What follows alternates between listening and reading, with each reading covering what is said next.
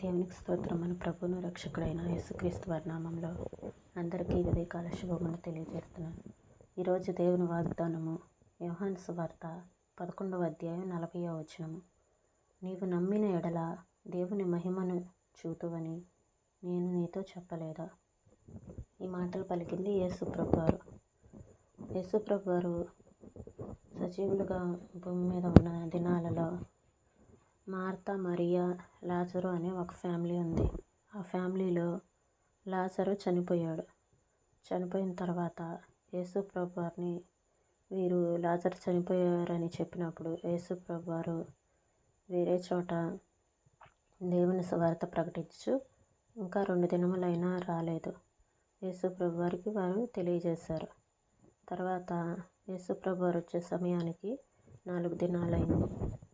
అప్పటికి మరియా, ప్రభువా నీవు ఎక్కడ ఉంటే నా సహోదరుడు చావకుండా ఉంటాడని చెప్పింది.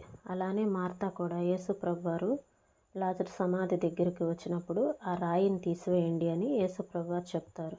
చెప్పినప్పుడు మార్తా, ప్రభువా అతడు చనిపోయి 4 దినములైంది కనుక ఇప్పటికే వాసన కొడతాడని ఆయనతో చెప్పినప్పుడు యేసుప్రభు వారు నీవు నమ్మిన ఎడల దేవుని మహిమను చూతువని నేను నీతో చెప్పలేదా అని ఆమెతో పలుకుతారు.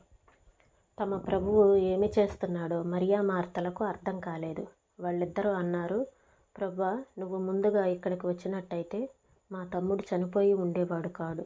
ఈ మాటల వెనుక వాళ్ళ అభిప్రాయం మనకు తేట తెల్లమవుతుంది. ప్రభు, ఇంత ఆలస్యం చేశావెందుకు? నువ్వు ప్రేమించిన వాళ్ళని మృత్యువు కబళిస్తుంటే నిర్లక్ష్యంగా ఎలా ఉండగలిగావు?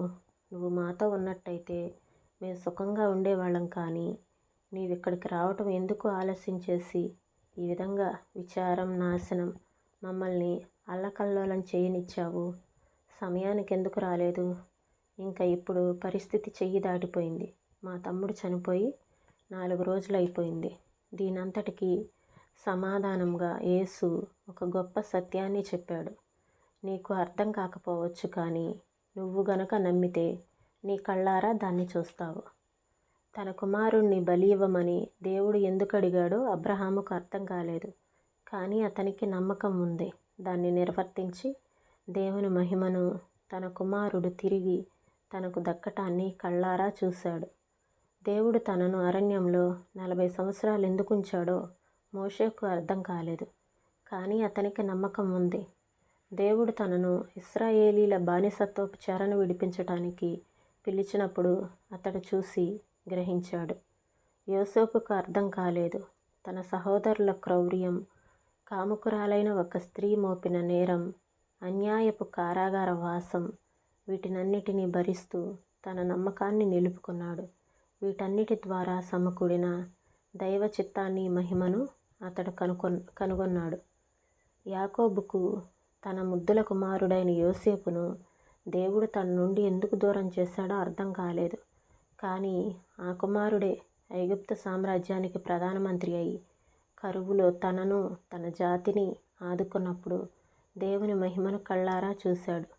నీ జీవితంలో కూడా ఒకవేళ ఇలాగే అర్థం కాక కొట్టుమిట్టాడుతున్నావేమో. నాకు ఇష్టమైన వాటిని నా నుండి దేవుడు ఎందుకు దూరం చేశాడు? బాధలు నన్నెందుకు తరుముతున్నాయి? దేవుడు నన్ను ఈ వంకర దారుల గుండా ఎందుకు నడిపిస్తున్నాడు? నా దృష్టికి మేలైనదిగా కనబడే నా పథకాలన్నీ విఫలమైపోవటం ఎందుకో అర్థం కావటం లేదు. నాకు అత్యవసరమైన ఆశీర్వాదాలు దయచేయటానికి దేవుడు ఇంత ఆలస్యం చేస్తున్నాడేమిటి అనుకుంటున్నావేమో. స్నేహితుడా, నీ జీవితంలో దేవుడు చేస్తున్న వాటినన్నింటినీ నువ్వు అర్థం చేసుకోవలసిన అవసరం లేదు. నువ్వు అర్థం చేసుకోవాలని దేవుడు అనుకోడు. నీ చిన్న కుమారుడు నువ్వు చేసే పనులన్నీ అర్థం చేసుకోగలుగుతున్నాడా? అందుకని కేవలం నమ్మిక మాత్రం ఉంచు. ఒకరోజున నీకు అంతుబట్టని ఈ విషయాల్లో దేవుని మహిమను చూస్తావు. జీవిత ద్వారాలు తెరిచి, దైవ జ్ఞానాన్ని తరచి, సందేహాలు మరచి వెదికితే అవగతమవుతుంది. ఈరోజు కాదు, తొట్రుపడకు హృదయమా. దైవ సంకల్పం అడవి పూల వలె వికసిస్తుంది. రేఖలను బలిమిని విడదీయకు. విరిసిన రోజున చూడు వికసించిన అందాన్ని. ఓపికతో శ్రమ పడితే చేరగలం గమ్యం. అలసిన పాదాలకు విశ్రాంతి దొరికెను. దైవజ్ఞానపు తీరు అవగతమయ్యెను. సమస్తము తెలిసినవాడు ఆ దేవుడేను. ప్రార్థన చేసుకుందామండి. స్తోత్రం నాయన, పరిశుద్ధుడా, ప్రేమ కలిగిన తండ్రి, నీకు వందనాలు ప్రభా. మరియా, మార్తా, లాజరు నీకు ఇష్టమైన కుటుంబం.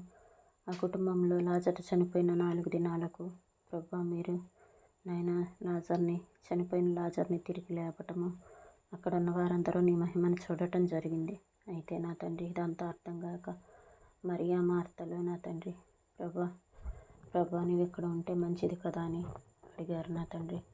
కానీ ఇదంతా మీ మహిమ కోసం జరిగిందని మీరు నా తండ్రి నీ నామ మహిమార్థమై నా తండ్రి ఈ కార్యాన్ని జరిగించారు ప్రభా. స్తోత్రాలు నాయన. అలాగే నా తండ్రి నాయన ప్రభా, అబ్రహాం గారు తన కుమారుణ్ణి మీరెందుకు బలివ్వమన్నారో అర్థం కాలేదు, కానీ నమ్మకం అయితే ఉంచారు నా తండ్రి. మోషే కూడా నా తండ్రి అరణ్యంలో 40 సంవత్సరాలు ఎందుకు ఉంచారో మోషేకు అర్థం కాలేదు, కానీ నమ్మకత్వం ఉంచారు ప్రభా. యూసుఫ్ తన జీవితంలో నా తండ్రి సహోదరుల చేత నాయనా ప్రభా హింసించబడి నా తండ్రి నాయన అయ్యా నా తండ్రి పరదేశానికి అమ్మబడినప్పుడు చెరసాలలో వేసినప్పుడు యోసేపును అయ్యా అతని ఎందుకు అలా జరిగిందో అర్థం కాలేదు, కానీ నా తండ్రి నాయనా ప్రభా అదంతా నాయనా ప్రభా వారి సహోదరులను పోషించటానికి కరువులో నా తండ్రి నాయన అని మీ యొక్క మహిమను వారు కళ్ళారా చూడగలిగారు నాయన. అలాగే మా జీవితాల్లో ఎందుకు ఇలా జరుగుతుందో అని ఒక్కొక్కసారి పరిస్థితులను బట్టి మాకు అర్థం కాక మేము అనుకోవచ్చు, కానీ మా జీవితాల్లో ఏది జరిగినా మీరు నాయనా ప్రభా అది మీ నామ మహిమార్థమై జరిగిస్తున్నారని మేము గ్రహించి మీ యందు నమ్మిక ఉంచడానికి, మీ యందు విశ్వాసం ఉంచడానికి సహాయం చేయండి ప్రభా. నీకు వందనాలు చెల్లిస్తున్నాం. ఈ ఉదయకాల సమయంలో ప్రతి ఒక్కరిని మీరు జ్ఞాపకం చేసుకోనండి నాయన. అందరికీ మంచి ఆరోగ్యాలను దయచేయండి తండ్రి ప్రభా. సహాయం చేయండి ప్రభా.